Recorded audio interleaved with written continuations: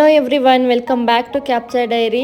ಇದು ಬಂದು ವಾಯನಾಡ್ ಟ್ರಿಪ್ ಇದು ಪಾರ್ಟ್ 2 ಆಗಿರುತ್ತೆ. ನೀವು ಆಲ್ರೆಡಿ ಲಾಸ್ಟ್ ವ್ಲಾಗ್ ನೋಡಿದರೆ ನಾವು ಕುಚ್ಚಿಯಲ್ಲಿ ಸ್ಪೆಂಡ್ ಮಾಡಿರೋದಾಗಿರುತ್ತೆ. ಇದು ನಾವು ವಾಯನಾಡಿಗೆ ಆಲ್ರೆಡಿ ರೀಚ್ ಆಗಿದ್ವಿ. ಆ್ಯಂಡ್ ಇನ್ನೊಂದೇನೆಂದರೆ ಈ ವ್ಲಾಗಲ್ಲಿ ಏನಂದರೆ ಅಲ್ಲೊಂದು ಎನ್ನೂರು ಅಂತ ಒಂದು ಪ್ಲೇಸ್ ಇದೆ. ಸೊ ಅಲ್ಲಿದ್ದು ವ್ಲಾಗ್ ಇದು.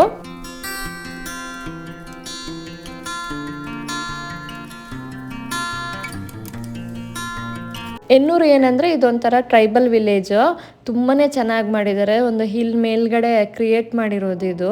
ಅಂದರೆ ಅವ್ರು ಯಾವ ಥರ ಬದುಕ್ತಾ ಇದ್ರು ಅನ್ನೋದನ್ನ ತೋರಿಸೋದಕ್ಕೆ ಈ ಥರ ಮಾಡಿದ್ದಾರೆ. ಆ್ಯಂಡ್ ನೇಚರ್ ಮಿಡ್ಲಲ್ಲಿ ಇರೋದ್ರಿಂದ ತುಂಬಾ ಚೆನ್ನಾಗಿದೆ. ವೆದರ್ ಆಗಿರಬಹುದು ಆ್ಯಂಡ್ ಅದನ್ನ ಕ್ರಿಯೇಟ್ ಮಾಡಿರೋದಾಗಿರ್ಬೋದು ಎಲ್ಲನೂ ತುಂಬಾ ಚೆನ್ನಾಗಿದೆ. ಇದು ಬಂದು ಅಲ್ಲಿ ನಾವು ಸರ್ಟೆನ್ ಫೀಸ್ ಕಟ್ಟಬೇಕಾಗುತ್ತೆ, ಎಂಟ್ರಿ ಫೀಸ್ ಆ್ಯಂಡ್ ಜೀಪಿಗೆ ಫೀಸ್ ಇರುತ್ತೆ. ಅಲ್ಲಿ ಜೀಪಲ್ಲಿ ಅವ್ರು ಕರ್ಕೊಂಡು ಹೋಗ್ತಾರೆ. ನಮ್ಮ ವೆಹಿಕಲ್ ತೊಗೊಂಡು ಹೋಗೋದಕ್ಕಾಗೋದಿಲ್ಲ ಅಲ್ಲಿಗೆ.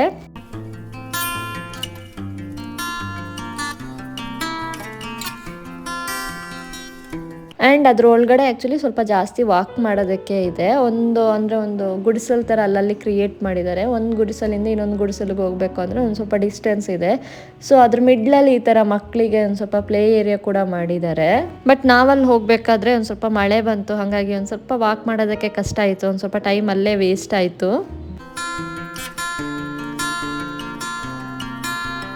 ಆ್ಯಂಡ್ ಇಲ್ಲಿ ಎಲ್ಲ ಇನ್ಸ್ಟ್ರಕ್ಷನ್ಸ್ಗಳನ್ನ ಬರೆದಿರ್ತಾರೆ ಇಲ್ಲೆಲ್ಲಿ ಏನಿದೆ ಅನ್ನೋದು.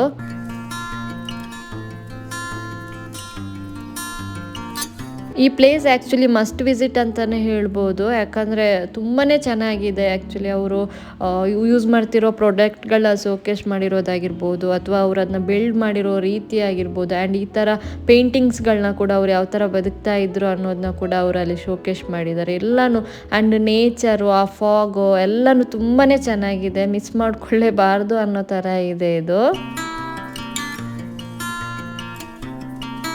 ಆ್ಯಂಡ್ ವಾಕ್ ಮಾಡ್ಕೊಂಡು ಹೋಗೋದಕ್ಕೂ ಹಾಗೇ ಅವ್ರ ಪ್ಲೇಸ್ ಎಲ್ಲ ಚೆನ್ನಾಗಿ ಕ್ರಿಯೇಟ್ ಮಾಡಿದ್ದಾರೆ. ಅಂದರೆ ಆರಾಮ್ಸೆ ನಡ್ಕೊಂಡು ಹೋಗ್ಬೋದು. ಇವನ್ ಮಕ್ಕಳು ಕೂಡ ಚೆನ್ನಾಗಿ ವಾಕ್ ಮಾಡ್ಕೊಂಡು ಹೋಗ್ಬೋದು, ಆ ಥರ ಕ್ರಿಯೇಟ್ ಮಾಡಿದ್ದಾರೆ. ಆ್ಯಂಡ್ ನಾವು ಅಂತಲ್ಲ, ಮಕ್ಕಳು ಕೂಡ ತುಂಬಾ ಎಂಜಾಯ್ ಮಾಡಿದರು. ಪ್ರತಿಯೊಂದನ್ನು ನೋಡಿಕೊಂಡು ಅದೇನು ಇದೇನು ಅಂತ ಕೇಳಿಕೊಂಡು ತುಂಬಾ ಅವರು ಎಂಜಾಯ್ ಮಾಡಿದರು. ಆ್ಯಂಡ್ ಅವರಿಗೆ ಎಸ್ಪೆಷಲಿ ಅಲ್ಲಿ ಪ್ಲೇ ಏರಿಯಾ ಇತ್ತಲ್ವ, ಅವರಿಗೆ ಯಾವಾಗಾದರೂ ಟಯರ್ಡ್ ಆಯಿತು ಅಂದಾಗ ಅಲ್ಲಿ ಹೋಗಿ ಪ್ಲೇ ಮಾಡೋಣ ಅಂತಲೂ ಕೇಳ್ತಾ ಇದ್ರು ನಮ್ಮ ಜೊತೆ.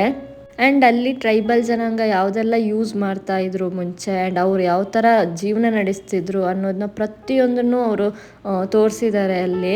ಆ್ಯಂಡ್ ಅವರು ಆಡ್ತಿರೋ ಗೇಮ್ಸ್ಗಳು ಕೂಡ ಅಲ್ಲಿ ಇದ್ದಿದ್ದನ್ನು ನಾನು ಗಮನಿಸಿದೆ. ಆ್ಯಂಡ್ ಅವ್ರು ಯಾವ ಥರ ಫಿಶಿಂಗ್ ಮಾಡ್ತಾಯಿದ್ರು, ಗದ್ದೆ ಕೆಲಸಗಳನ್ನ ಯಾವ ಥರ ಮಾಡ್ತಿದ್ರು, ಅದಕ್ಕೆ ಏನೇನು ಪ್ರಾಡಕ್ಟ್ಗಳನ್ನ ಅವ್ರು ಯೂಸ್ ಮಾಡ್ತಾಯಿದ್ರು ಅನ್ನೋದನ್ನ ಈ ಥರ ಹಟ್ಗಳಿದೆ, ಅಂದರೆ ಗುಡಿಸಲುಗಳನ್ನ ಕ್ರಿಯೇಟ್ ಮಾಡಿದ್ದಾರೆ. ಅದರೊಳಗಡೆ ಅವರು ಕೆಲವೊಂದು ಯೂಸ್ ಮಾಡ್ತಿದ್ದಿದ್ದು ಪ್ರಾಡಕ್ಟ್ಗಳನ್ನ ಕೂಡ ಇಟ್ಟಿದ್ದಾರೆ. ಆ್ಯಂಡ್ ಕೆಲವೊಂದು ಫೋಟೋಸ್ ಕೂಡ ಅವರು ತೆಗೆದ್ಬಿಟ್ಟು ಅಲ್ಲಿ ಫ್ರೇಮ್ ಹಾಕಿ ಇಟ್ಟಿದ್ದಾರೆ. ಅದೆಲ್ಲನೂ ತುಂಬಾ ಚೆನ್ನಾಗಿತ್ತು. ಆ್ಯಂಡ್ ಈ ಫೋಟೋಸ್ಗಳಲ್ಲಿ ಆಗಿರಬಹುದು ಆ್ಯಂಡ್ ಈ ಥರ ಇಟ್ಟಿರೋ ವಸ್ತುಗಳಲ್ಲಿ ಕೂಡ ನಾನು ಕೆಲವೊಂದು ಸಿಮಿಲ್ಯಾರಿಟೀಸನ್ನು ಕಂಡೆ. ಅಂದರೆ ಏನಂದರೆ ನಮ್ಮ ಸೈಡು ಮಂಗಳೂರಲ್ಲಿ ಕೂಡ ಈ ಥರ ಅಂದರೆ ಮುಂಚಿನ ಕಾಲದಲ್ಲಿ ಈ ಥರ ಪ್ರಾಡಕ್ಟ್ಗಳನ್ನ ಯೂಸ್ ಮಾಡ್ತಾಯಿದ್ರು. ಅಲ್ಲೇ ಚಿಮ್ನಿ ಅಂದರೆ ಈ ಕರೆಂಟ್ ಇಲ್ಲದೆ ಇದ್ದಾಗ ಇದಕ್ಕೆ ಸೀಮೆ ಎಣ್ಣೆ ಹಾಕಿ ಬೆಂಕಿ ಇಟ್ಟಿರೋದು, ಅದೆಲ್ಲ ನಮ್ಮೂರಲ್ಲಿ ಕೂಡ ಅದೇ ಥರ ಯೂಸ್ ಮಾಡ್ತಾಯಿದ್ರು. ಆ್ಯಂಡ್ ಮಣ್ಣಿನ ಮಡಿಕೆ ಆಗಿರಬಹುದು ಅವೆಲ್ಲನೂ ಮುಂಚೆ ನಮ್ಮ ಕಡೆ ಕೂಡ ಇದೇ ಥರ ಯೂಸ್ ಮಾಡ್ತಾಯಿದ್ರು. ಆ್ಯಂಡ್ ಗದ್ದೆ ಕೆಲಸ ಮಾಡಬೇಕಾದ್ರೆ ಈ ಮಳೆ ಬರುತ್ತಲ್ಲ, ಸೊ ತಲೆ ಒದ್ದೆ ಆಗಬಾರ್ದು ಅಂತ ಇಟ್ಟಿರೋ ವಸ್ತುಗಳನ್ನ ಕೂಡ ನಮ್ಮೂರಲ್ಲಿ ಕೂಡ ಸೇಮ್ ಅದೇ ಥರ ಉಪಯೋಗ ಮಾಡ್ತಾಯಿದ್ರು. ಆ್ಯಂಡ್ ಗದ್ದೆ ಹೂಳೋದಕ್ಕೆ ಉಪಯೋಗ ಮಾಡೋ ಸಲಕರಣೆಗಳು ಕೂಡ ನಮ್ಮೂರಲ್ಲಿ ಕೂಡ ಅದೇ ಥರ ಉಪಯೋಗ ಮಾಡ್ತಾಯಿದ್ರು. ಒಂದು ಸ್ವಲ್ಪ ಆಲ್ಮೋಸ್ಟ್ ಅಂದರೆ ಐ ಗೆಸ್ ಒಂದು 70 to 80% ಸೇಮ್ ಇದೆ. ಆ್ಯಂಡ್ ಇದು ಬಂದು ಬುಟ್ಟಿ ಎಣಿಯೋದು, ಇದೆಲ್ಲನೂ ನಮ್ಮ ಕಡೆ ಕೂಡ ಇದೇ ಥರನೇ ಇತ್ತು.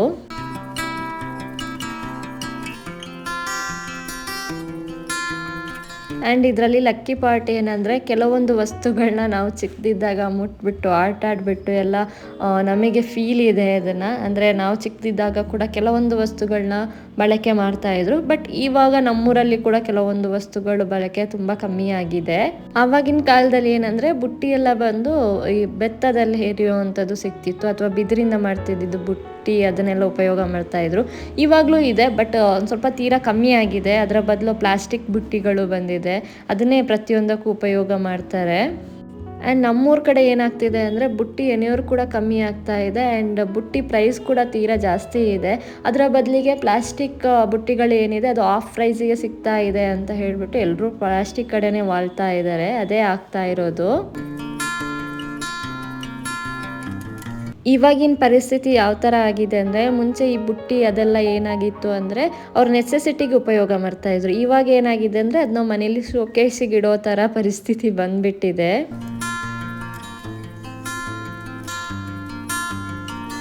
ಇಲ್ಲಿ ಆ್ಯಕ್ಚುಲಿ ನಾವಿದ್ದಾಗ ಮಳೆ ಬಂತು ಅಂದಲ್ಲ, ಸೊ ಹಾಗಾಗಿನೋ ಅಥವಾ ಯಾವಾಗಲೂ ಇದೇ ಥರ ಫಾಗ್ ತುಂಬ್ಕೊಂಡಿರುತ್ತಾ ಅಂತ ಗೊತ್ತಿಲ್ಲ. ಬಟ್ ನೋಡೋದಕ್ಕಂತೂ ತುಂಬಾ ಚೆನ್ನಾಗಿತ್ತು, ಬಿಟ್ಟು ಹೋಗೋದಕ್ಕೆ ಮನಸ್ಸಾಗ್ತಾ ಇರಲಿಲ್ಲ. ಆ್ಯಂಡ್ ಇಲ್ಲೊಂದು ಚಿಕ್ಕದು ಕ್ಯಾಂಟೀನ್ ಇದೆ. ಇಲ್ಲಿ ಸ್ನ್ಯಾಕ್ಸ್ ಅಂತೂ ತುಂಬಾ ಚೆನ್ನಾಗಿತ್ತು ಆ್ಯಂಡ್ ಅಫೋರ್ಡೆಬಲ್ ಪ್ರೈಸಲ್ಲಿ ಕೂಡ ಇತ್ತು. ಆ್ಯಂಡ್ ಇಲ್ಲಿ ಬಂದು ಟಾಯ್ಸ್ ಆಗಿರ್ಬೋದು ಆ್ಯಂಡ್ ಅಡುಗೆಗೆ ಉಪಯೋಗಿಸೋ ಸ್ಪೂನ್ಗಳಾಗಿರ್ಬೋದು ಇದೆಲ್ಲನೂ ಬಂದು ಮರದಿಂದ ಮಾಡಿರೋದು. ತುಂಬಾ ಚೆನ್ನಾಗಿತ್ತು ಆ್ಯಂಡ್ ಯುನೀಕ್ ಆಗಿತ್ತು ಒಂದೊಂದು ಪೀಸ್ಗಳು ಕೂಡ. ಈ ವೆಹಿಕಲ್ ಆಗಿರಬಹುದು, ಬೈಕ್, ಇದೆಲ್ಲನೂ ತುಂಬಾ ಚೆನ್ನಾಗಿ ಮಾಡಿದ್ರು ಆ್ಯಂಡ್ ಪ್ರೈಸ್ ಕೂಡ ಪರವಾಗಿಲ್ಲ.